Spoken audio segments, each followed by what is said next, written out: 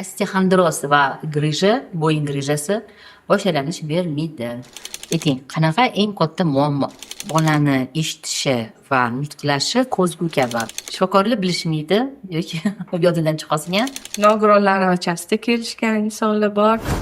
Avvalambor hammaga assalomu alaykum. Biz hozirgi momentda Samarqand shahridagi akustik filialida mehmonmiz. Shunaqa desam ham bo'ladi, lekin aslida mana shu shanbali yakshanba kunlari bir necha bemorlarni tekshirdik, kichkina bolalarni ham, kattalarni ham va albatta asosiy niyatimiz biz efirga chiqishimiz.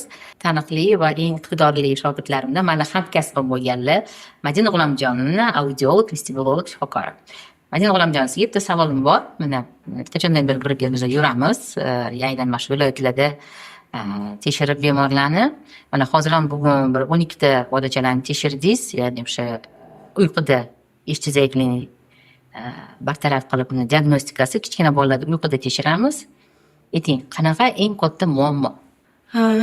Avvalambor akustik markaziga rahmat. Bemorlarga vyeznoy tekshiruv, vyeznoy ekzamlarni ko'riklarni tashkil qilib berishlariga, ko'pchiligiga to'sqinlik qiladigan uzoq yo'l, xarajat, ortiqcha xarajatni muammosini qisqartirib hal qilib berishganiga, bolachalarni tekshirayotganimizdagi eng katta muammo bularni ota-onasi kech murojaat qilishi, voqli e'tibor bermasligi, katta bolachalarni olib kelishadi. Nimaga voqli murojaat qilmadingiz desak, bilmadik, gapirib ketadi deyishdi. Qaynonam aytdi, ota-onam aytdi. Guruhdagi bolalar shuni tushunish kerakki, bola gapirmayaptimi, o'sha 1,5 yoshda gapirmayaptimi, birinchi navbatda eshitish zaifligini bartaraf qilish kerakligini yoki aniqlab olish kerakligini tushunishmaydi ko'pchilik. Shu birinchi muammo. Ikkinchi muammo, eshitish zaifligini tasdiqlaganimizda kompleks tekshiruvlarni qilib ota-onalarni qabul qilishi qiyin. 4-daraja kamlik bo'lib turgan holatda ham 2-3 so'zi bo'lsa, bu gapiryapti-ku deb turishadi. Lekin gapirish va so'z bilan juda katta farqi bor. Shuni ham bir tushunchasini bersangiz. Shu bolani biz gapirtirishga harakat qilganimizda yoki videosini olib qaraganimizda hech qanaqa nutq bo'lmaydi. Faqat qanaqadir bo'g'imlar, a, ba, da shu so'zni ota-ona gap va yoshiga mos emas qabul qilishi va biroz ularni chalg'itadi. Eng katta muammosi shu, bu ota-onalarni qabul qila olmasligi bu muammoni va yana katta to'siqqa kelishi, vaqtida qabul qilib chorasini davlat shunday yaratib bergan imkoniyatdan vaqtida foydalanmay, choradan foydalanmay bolani yoshini kechiktirib o'tkazib qo'yishlariga ota-ona sabab bo'lishi katta muammo. Albatta, o'shanga biz doim aytamiz, bolani eshitishi va nutqlashi ko'zgu kabi. Bola qanchalik eshitsa, shunchalik gapiradi. Umuman bola eshitmasa, umuman gapirmaydi. Ya'ni o'shancha tushuncha kar soqol. Ko'pincha bo'ladi, ha, gapiradi, mana qaranglar qaytaradi.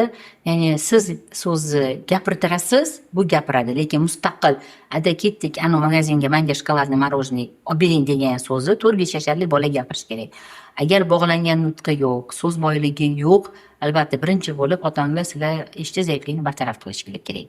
Va yana bitta yangilik, mana shu oxirgi 1-2 yil ichida biz akustik asosida akustik markazlarida, filialida ham, o'zida ham sekin-sekin boshlanish diagnostika va korreksiya reabilitatsiyasini yo'lga qo'yamiz. Mana bugun bir necha ajoyib qiziqarli, ya'ni klinik holatlar bemorlarni ko'rdik. Boshlanishda eng asosiy muammo nima?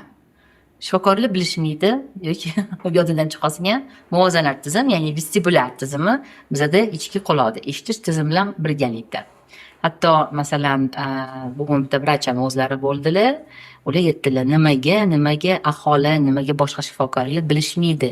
Ya'ni mana shu frenzel ochki orqali, videonistagmografiya orqali boshlanish diagnostikasi bordi.